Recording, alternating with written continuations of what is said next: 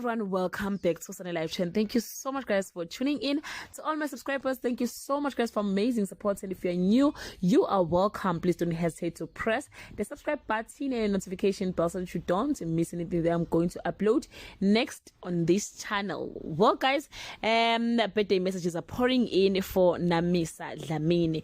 It's the first time Jessica Nkosi and TK Dlamini share their daughter's face, Nkosi, on social media. They've been hiding her face, guys, ever since, but today they both decided to share her beautiful pictures, and it was her 4th year birthday yesterday. On the post, Jessica said, we have a whole 4-year-old. I thank God every day for allowing me the privilege to be your mother. We love you so much, baby. Nkosi Dlamini. And her father, TK, said, yesterday the little princess turned 4. It seems like yesterday when we welcome you into this world. Time really does fly. I pray God continues to protect and guide you.